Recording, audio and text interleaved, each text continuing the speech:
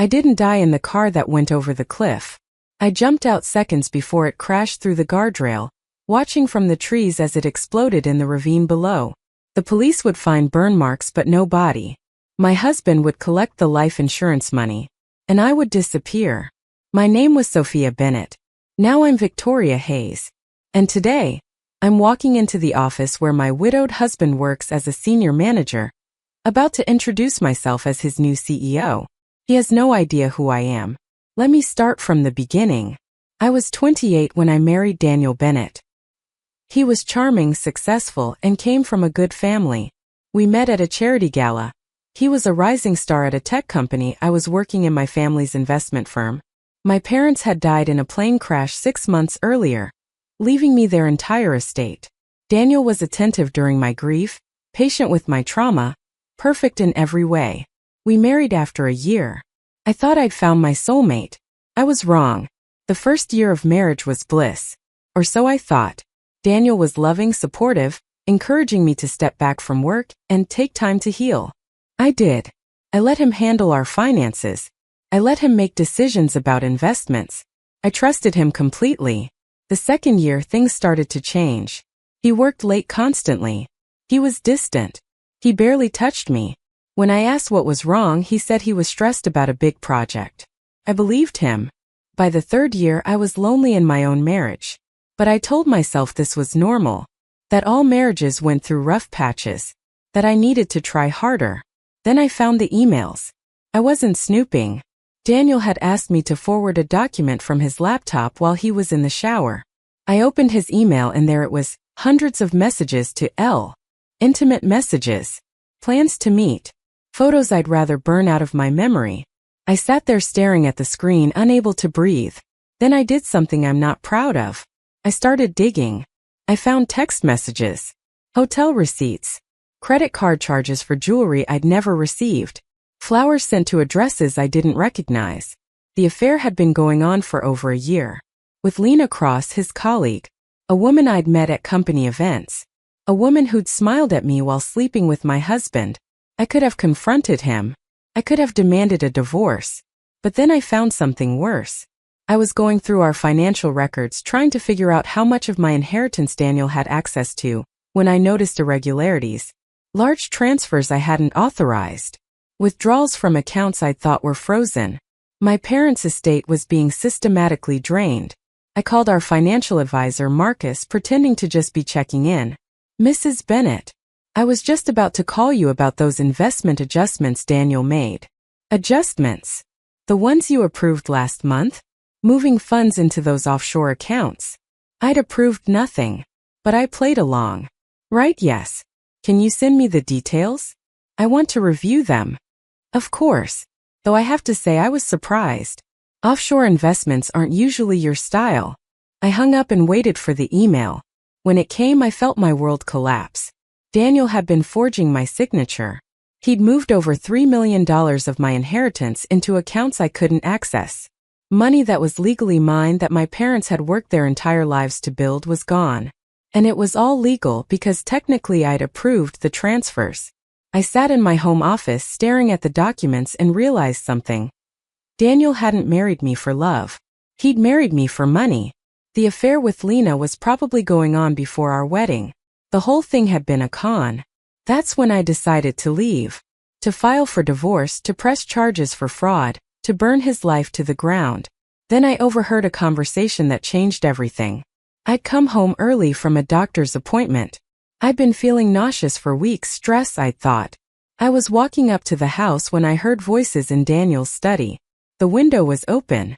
We can't wait much longer, Lena's voice. The money's almost transferred. When are you going to do it? Soon. Daniel, I need to make sure everything's in place first. You said that a month ago. Daniel, I'm not getting any younger. I want to start our life together. And we will. Once Sophia is out of the picture. I froze on the walkway. You keep saying that, but she's still here. Maybe we should just tell her about us. Get a divorce like normal people. Don't be stupid. Divorce means splitting assets. Community property. She'd get half of everything. This way I get it all. The house, the investments, the life insurance. Life insurance. My blood went cold. I still don't know if I can go through with this, Lena said, her voice shaking. It's one thing to have an affair. It's another to what? Secure our future? She's miserable anyway. Always has been since her parents died. We'd be doing her a favor. Don't say that. That's murder, Daniel. It's not murder if it looks like an accident. I backed away slowly, my heart pounding so loud I was sure they'd hear it. I got in my car and drove, my mind racing. Daniel was planning to kill me. For money. For life insurance. For Lena. I'd married a man who was planning my murder. I drove to a coffee shop an hour away and sat there shaking, trying to think. I could go to the police. But with what evidence? A conversation I'd overheard? They'd deny everything. Say I was a jealous wife making accusations. Could run. Just leave. File for divorce from a distance. But Daniel had stolen $3 million. He'd planned my murder. If I just left, he'd get away with all of it. That's when I had the idea. Insane, impossible, absolutely crazy. But maybe, just maybe, it could work. I went home and acted normal. Smiled at Daniel. Made dinner. Pretended I hadn't heard him planning my death. And I started planning my own disappearance. First I needed money. I opened a new bank account in my mother's maiden name, Victoria Hayes. I started withdrawing cash in small amounts. 200 here, 300 there. Nothing that would trigger alerts. I sold jewelry Daniel had given me, saying I was getting it cleaned. I liquidated a small investment account Daniel didn't know about. My emergency fund I'd opened before the marriage. Within a month I had $50,000 in cash. Next I needed a new identity. This was trickier. I couldn't just create fake documents, that was illegal. But I could legally change my name. I filed the paperwork in a different county, claiming I wanted to honor my late mother by taking her maiden name. Victoria Hayes became my legal name. I got a new social security card, new driver's license, everything. Then I changed my appearance. I'd always had long blonde hair. I cut it short and dyed it dark brown. I lost 20 pounds. I started wearing glasses instead of contacts. I changed my entire style. From preppy and polished to sleek and professional. I looked in the mirror and barely recognized myself. The whole time I acted like nothing was wrong. I smiled at Daniel. I had dinner with Lena at company events. I played the oblivious wife perfectly. And I gathered evidence. I recorded conversations. I copied financial documents. I created a file with everything I'd found, the affair, the embezzlement, the murder plot. Then I planned my death. I'd been researching accidents. Car crashes were messy and usually left bodies, even burned ones. Drownings were better but hard to stage. Then I read about a case where someone had gone over a cliff. The car had exploded, the body had burned beyond recognition, and dental records had been the only way to identify them. Perfect. I told Daniel I needed to take a trip to clear my head, to visit our cabin in the mountains alone for a few days. He was relieved, probably saw it as an opportunity to be with Lena. I drove to the cabin but I didn't stay there. I drove to the cliff road I'd scouted weeks earlier. Remote, winding with a steep drop and old guardrails. There had been accidents there before. One more wouldn't be suspicious. I waited until dusk. Then I positioned my car, put a rock on the accelerator, and jumped out as it began to roll. I watched from the trees as my car picked up speed, crashed through the guardrail, and plummeted into the ravine. The explosion was smaller than in movies, but it was enough. The car was engulfed in flames. I'd left my purse in the car. My phone. My wedding ring on the seat. Everything that identified me as Sophia Bennett. Then I hiked to where I'd hidden my second car. A used sedan I'd bought with cash weeks ago. Registered under Victoria Hayes. I drove to a motel 3 states away and waited. The news broke the next morning.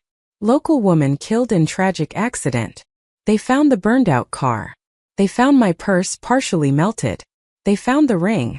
They didn't find a body, but the fire had been hot enough that they assumed the remains had burned completely. The coroner ruled it an accidental death. Daniel played the grieving widower perfectly. I watched his interviews online from my motel room. She was everything to me, he said, eyes red. I don't know how I'll go on without her. Beside him, appropriately somber, was Lena, playing the supportive colleague. I watched the funeral from a distance, wearing sunglasses and a hat. The church was full. Daniel cried. People comforted him. They talked about what a tragedy it was, how young I'd been, how much life I'd had ahead of me. They buried an empty casket. And Daniel collected a $2 million life insurance policy. I spent the first month grieving my old life. I'd lost everything: my name, my identity, my home, my possessions. Yes, I'd chosen this. But that didn't make it less painful. I was Victoria Hayes now. And Victoria Hayes needed to build a life. I enrolled in business school under my new name. My $50,000 wouldn't last forever, so I got a job as an executive assistant to a CEO. I watched how she operated, how she managed people, how she commanded respect. I worked during the day and studied at night. I was exhausted constantly, but I couldn't stop. Every time I wanted to quit, I thought about Daniel collecting insurance money while planning to kill me. I thought about Lena, who'd gone along with murder for money. I wouldn't let them win. Business school was brutal. I was older than most students, starting over while they were just beginning. But I'd always been smart. And now I was motivated in a way I'd never been before. I graduated top of my class. Then I got an MBA from a different school, paying with scholarships and student loans Victoria Hayes qualified for. I worked my way up from executive assistant to manager to director.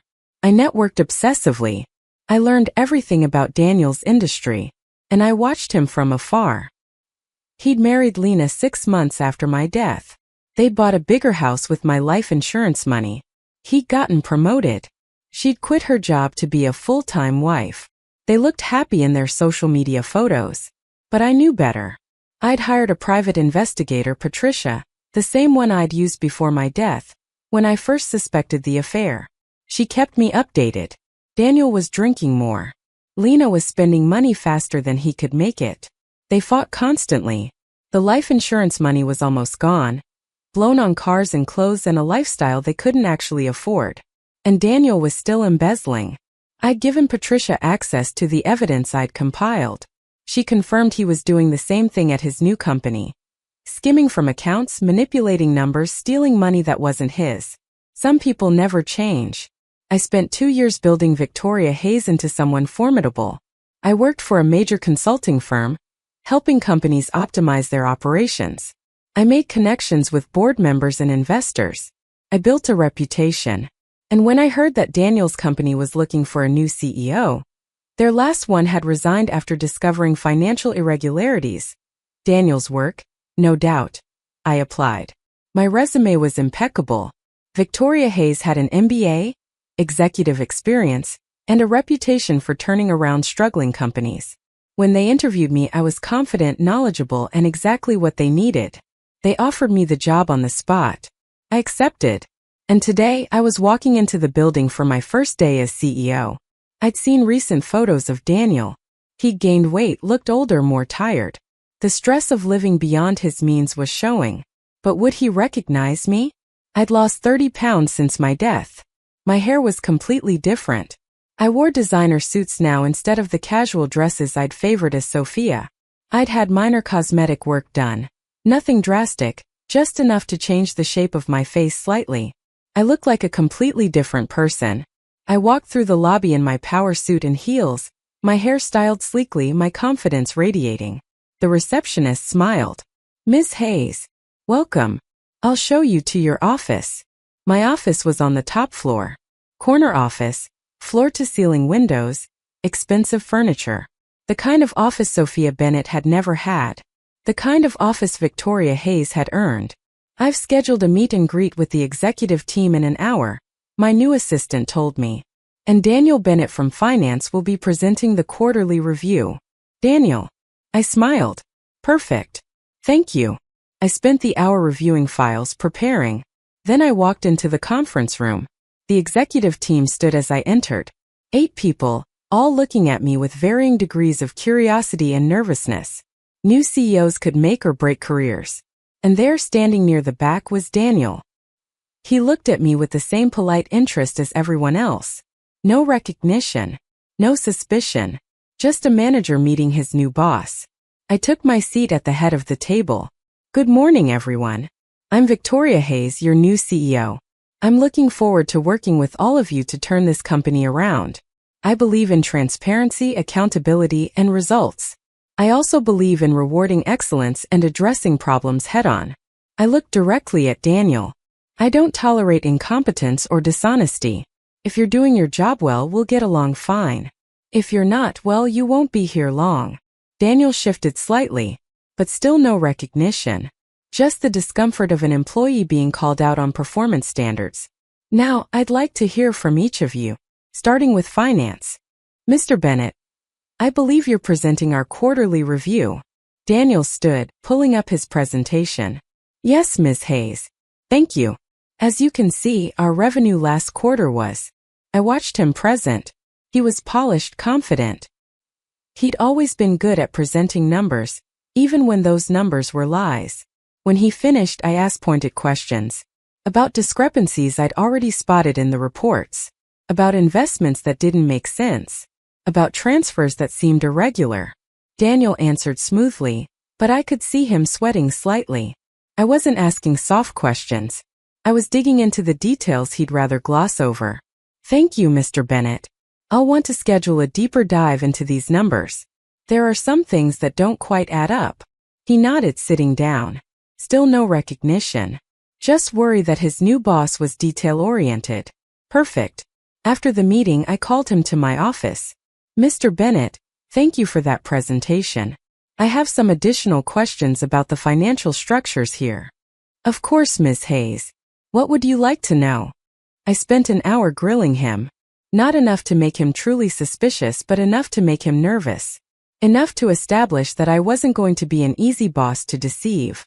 I'm going to be reviewing all financial records personally, I said finally. I want to ensure everything is in order. You understand? Of course. Though that's quite unusual for a CEO to. I'm not a usual CEO. I believe in understanding every aspect of my business. Especially the money. Daniel nodded, his smile tight. I'll have everything prepared for your review. Excellent. Oh, and Mr. Bennett? I notice from your file that you've been with the company for 3 years. Since right after your wife's tragic death. My condolences. I watched his face carefully. Any flicker of recognition, any hint that he knew who I was. Nothing. Thank you, he said quietly. It was a difficult time. This job helped me move forward. Liar. This job had been his reward for murdering his wife. Or trying to. I'm sure it did. Thank you, Mr. Bennett. That's all for now. He left and I sat in my office, my heart pounding. I just had a conversation with my widowed husband, and he had no idea who I was. Phase 1 complete. Over the next few weeks, I established myself as a demanding but fair boss. I worked long hours, learned every aspect of the business, and made strategic changes that started improving performance immediately. I also started tightening the noose around Daniel. I implemented new financial controls. Required double signatures on all transfers over $10,000. Instituted random audits. Brought in an external accounting firm to review our books. Daniel was good at hiding his theft, but he wasn't good enough to evade the kind of scrutiny I was applying. I also made his life difficult in smaller ways. Assigned him to projects with impossible deadlines. Required detailed reports on things he previously handled casually. Made him justify every expense, every decision. I wasn't being unreasonable. I was being thorough. But it made his job much harder. Ms. Hayes is very exacting, I heard him tell a colleague. She's intense, the colleague agreed. But she's fair. And the company's doing better already. I smiled when I heard that. 3 months into my tenure, I invited Daniel and Lena to a company dinner. A formal event for executives and their spouses. Lena had gained weight since I'd died. She looked tired, stressed. The life of luxury she'd imagined hadn't materialized. Daniel's salary was good, but not enough to support the lifestyle she wanted. And the insurance money was gone. I watched them arrive. Lena in a dress that was trying too hard. Daniel in a suit that fit poorly over his gained weight. Mr. Bennett, I greeted him. And you must be Mrs. Bennett. It's lovely to meet you. Lena smiled, but it didn't reach her eyes. It's nice to meet you too, Miss Hayes. Daniel speaks highly of you. Did he? I doubted it. But I smiled. I hope so. He's a valuable member of our team. We made small talk. I was charming, interested, asking about their life together. How long have you been married? I asked. 2.5 years, Lena said. Second marriage for you both? Daniel shifted. Second for me. Lena was never married before. I'm sorry for your loss, I said sympathetically. I read in your file about your first wife's accident. That must have been devastating. It was. Daniel's jaw tightened. But I've moved on. Lena helped me heal. How did you two meet? We worked together, Lena said quickly. After Sophia, after Daniel's wife died, we became close. I'd always admired him, and he needed support. I bet she'd admired him right into bed while his wife was still alive. That's lovely, I said. Finding love after tragedy. Very romantic. The evening continued. I was gracious, professional, giving them no reason to suspect anything. But I was also gathering information, watching how they interacted, noting the tension between them, the way Daniel drank too much, the way Lena's eyes followed wealthier men around the room. They were miserable. And they deserved to be. 6 months into my role as CEO, the external audit came back. They'd found irregularities. Significant irregularities in the financial records. Money that couldn't be accounted for. Transfers that violated company policy. I called Daniel into my office. Mr. Bennett, we need to talk about the audit findings. He went pale. What findings? I slid the report across the desk. It appears there are some serious discrepancies in our financial records. Discrepancies that occurred during your oversight. I can explain. Can you? Because it looks an awful lot like embezzlement. Like someone has been systematically stealing from this company for years. Miss Hayes, I swear, I had no knowledge of this. Really? Because these transactions all required your approval. Someone must have forged my signature. Like you forged your dead wife's signature to steal her inheritance? The room went silent. Daniel stared at me. What did you just say? I stood up, walked around my desk, and looked at him directly. I said, like you forged your dead wife's signature to steal her inheritance. The same way you forged signatures here to embezzle company funds. I don't know what you're talking about. Yes, you do. But you don't know who I am, do you, Daniel? His eyes narrowed. Should I? I reached up and took off my glasses, changed my posture slightly, let my voice shift to a tone I hadn't used in 2.5 years. Really, Daniel? You don't recognize your own wife. The color drained from his face. He stood up so fast his chair fell over. No. You're dead. Sophia is dead. I saw the funeral. You saw a funeral for an empty casket. You collected $2 million in insurance money for a wife who wasn't dead. You cried on TV and played the grieving widower while planning to kill me for money. Daniel was backing toward the door. You're insane. Sophia died in a car accident. I don't know who you are or what sick game you're playing. It's not a game, Daniel. Though I have been playing with you for 6 months. Watching you squirm under scrutiny. Watching you try to hide the same crimes you committed before. Did you really think you'd get away with it forever? Security, he shouted. Oh, security's not coming. They work for me, remember? I'm the CEO. I smiled. I'm also your dead wife who you tried to murder. I never tried to murder you. Really? Because I have a recording of you and Lena discussing how to make my death look like an accident. Should I play it for you? I pulled out my phone and played the audio file I'd saved for 2.5 years. His voice and Lena's discussing the plan to kill me. Daniel sank into his chair. All the color gone from his face. How? How did I escape? I jumped out of the car before it went over the cliff. How did I change my appearance? Plastic surgery, weight loss, new hair. How did I become CEO? I spent 2 years building a new identity and new career specifically to come back and destroy you. You're insane, he whispered. No. I'm meticulous. There's a difference. I pressed a button on my desk. The door opened and 2 police officers walked in, followed by Patricia, my private investigator. Mr. Bennett, you're under arrest for insurance fraud, embezzlement, and conspiracy to commit murder. As they read him his rights and handcuffed him, Daniel stared at me with hatred. You bitch. You let me think you were dead. You let me grieve. Grieve? You didn't grieve, Daniel. You celebrated. You collected insurance money and married your mistress. You lived in my house, spent my money, and never once felt guilty for planning my murder. I loved you. You loved my money. There's a difference. They led him away. He was still protesting, still denying everything. But I had recordings. I had financial records. I had evidence Patricia had been gathering for 2.5 years. He was done. Lena was arrested the same day. The recordings proved she'd been complicit in the murder plot. She sang like a canary, giving up everything she knew about Daniel's crimes in exchange for a plea deal. The trial was sensational. Dead woman returns to testify against husband who planned her murder. I sat on the witness stand and told my story. The affair. The embezzlement. The murder plot.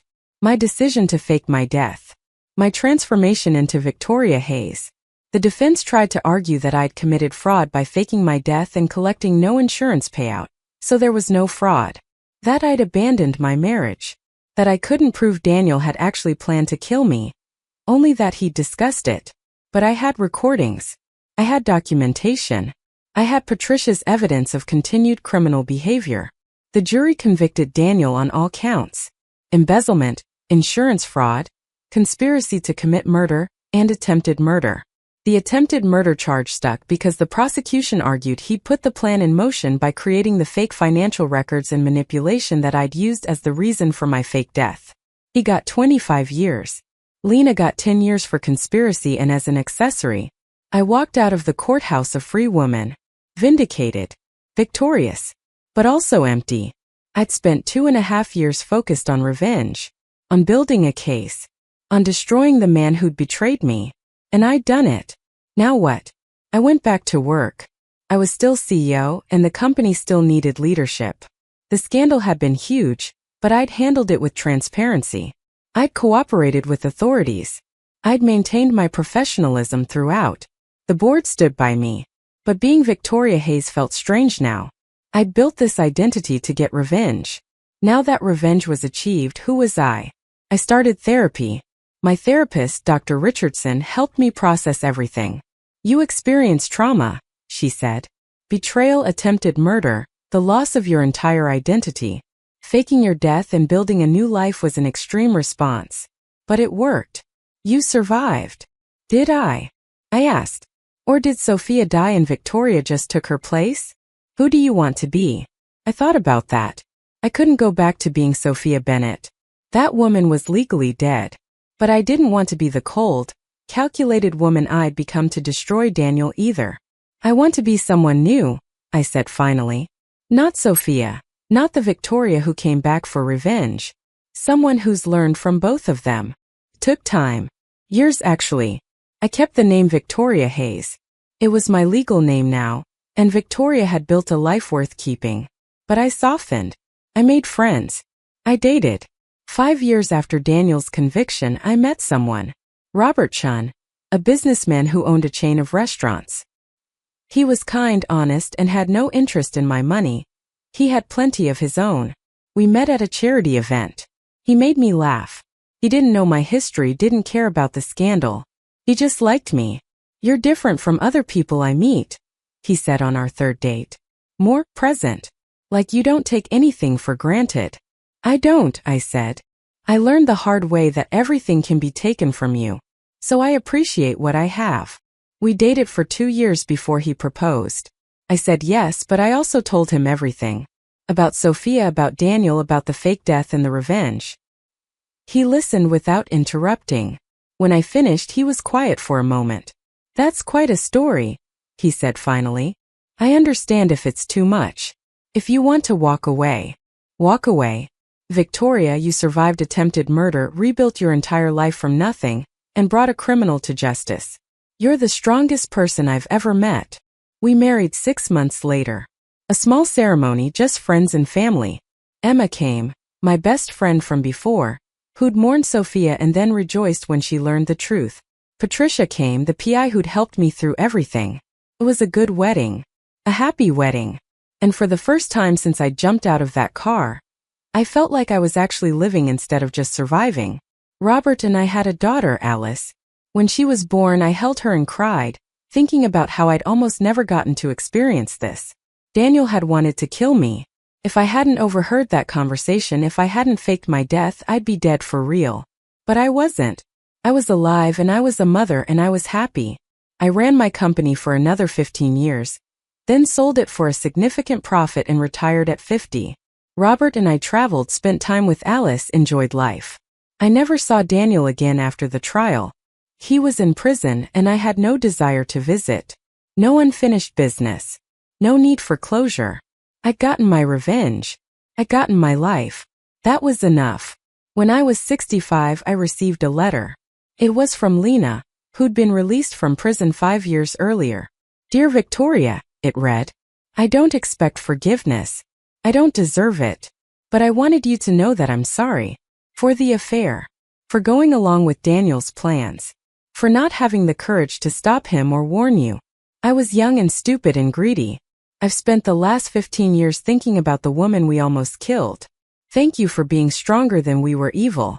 Thank you for surviving. Lena. I read the letter twice, then filed it away. I didn't respond. I didn't need to. Some apologies were just about the person apologizing feeling better. I didn't need to help Lena feel better. I had my own life to live. Robert and I celebrated our 30th anniversary when I was 68. Alice had given us 3 grandchildren. The company I'd built was still thriving under new leadership. My investments from my parents' estate, the ones Daniel hadn't stolen, had grown substantially. I'd built a good life. A real life. When I was 75, I was diagnosed with cancer. Aggressive, terminal. I had 6 months. Robert held my hand when the doctor told us. Alice cried. But I was calm.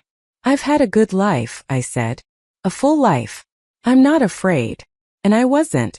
I'd already died once. Coming back from that had taught me that death wasn't the worst thing. Living a lie was worse. Being trapped was worse. Dying was just the end. I spent my last months saying goodbye. Writing letters to my grandchildren. Telling Alice stories about her grandmother Sophia, the woman I used to be. You were so brave, Mom, Alice said one afternoon. Faking your death. Building a new identity, getting revenge. I was desperate, I corrected. Bravery came later, when I chose to actually live instead of just surviving. Do you have any regrets? I thought about that. I regret marrying Daniel in the first place. I regret not seeing the signs earlier. I regret the years I lost to his betrayal. I paused. But I don't regret faking my death. Saved my life. And it gave me you. The day before I died, Robert sat beside my bed. I love you, he said. I love you too. Thank you for trusting me with your story. With your heart. Thank you for seeing Victoria and Sophia and loving them both. I died the next morning peacefully, surrounded by my family. They buried me under my legal name, Victoria Hayes-Chan. But in the eulogy Alice gave, she told both stories. Sophia Bennett, the woman who'd been betrayed, and Victoria Hayes, the woman who'd risen from the ashes. My mother taught me, Alice said, that you're never powerless. Even when someone tries to destroy you, even when everything is taken from you, you can rebuild. You can survive. You can thrive. She also taught me that revenge is a dish best served cold. But happiness is a dish best served warm. Surrounded by people who love you for who you really are. She was Sophia. She was Victoria. She was my mother. She was stronger than anyone who tried to break her. And she won. After the funeral, Alice went through my belongings and found a journal I'd kept. The one where I documented everything, the betrayal, the fake death, the transformation, the revenge. She read it cover to cover, crying and laughing and gasping. Then she wrote her own entry. Mom, I read your journal. All of it. And I want you to know you didn't just survive. You didn't just get revenge.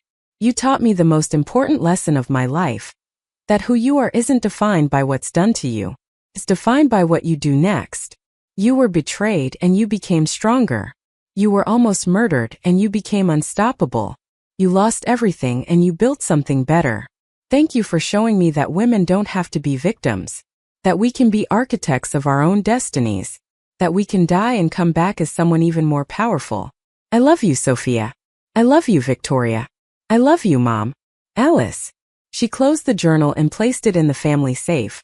A legacy to pass down to her own daughter someday. The story of a woman who faked her death to escape a killer.